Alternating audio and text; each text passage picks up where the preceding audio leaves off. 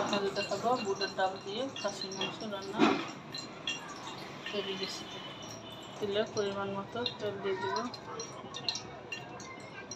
খাসির মাংস গন্ধ করে দিলেই তেজপাতা, এলাচি, দারচিনি একটু বেশি পরিমাণ দিয়ে দিলাম।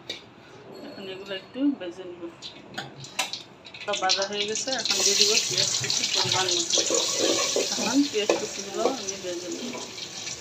ভাজা হয়ে গেছে, এখন দিয়ে দিব পরিমাণ মতো রসুন বাটা। মাংস বন্ধ করে দিলে আর একটু বেশি পরিমাণে আমি মশলাটা দিব।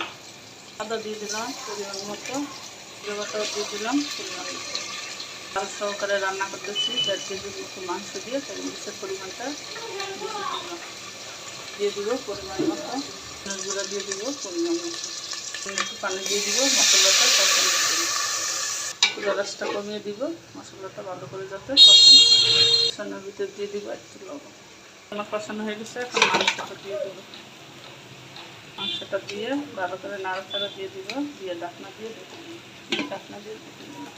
ঢাকনা খুলে মাংসটা নাড়াচাড়া দিয়ে দিব আর চুলা রাসটা কমিয়ে দিব। ঢাকনা দিয়ে দিব। ঢাকনা খুলে দেখবো মাংসটা কষানো হয়েছে। মাংসটা কষানো হয়ে গেছে সুন্দর। এখন বুটের ডালগুলো দিয়ে দিব, এগুলো কষিয়ে দিব। ডালগুলা মাংসগুলো ভালো করে নাড়াচাড়া দিয়ে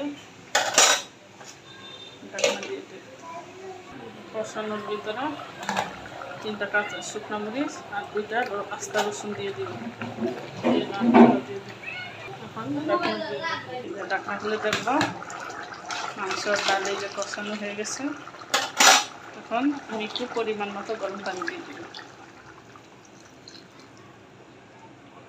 আর একটু লবণ দিয়ে দিব, দিয়ে নাড়াচাড়া দিয়ে দিব। মাংস দিয়ে চুলা রাসটা বাড়িয়ে দিব। ডালটা নাড়াচাড়া দিয়ে দিব। দেখবো সব মাংস ডাল সিদ্ধ হয়েছে, সব সিদ্ধ হয়ে গেছে। আর যেহেতু আমি ওই জাল দিছি তাই কাঁচামরিচ দিয়ে দিলাম 2-3টা। এখন জিরা ফাঁকি দিয়ে 2 মিনিট রাখবো, এটা নামাই নিব। ঢাকনা খুলে নাড়াচাড়া দিয়ে নামিয়ে নিব। দেখতে হয়েছে বুটের ডাল দিয়ে খাসির মাংস রান্না করেছি। পুরুষের সবাই কমেন্টস করে জানাবেন আমার রান্নাটা দেখতে কেমন হচ্ছে।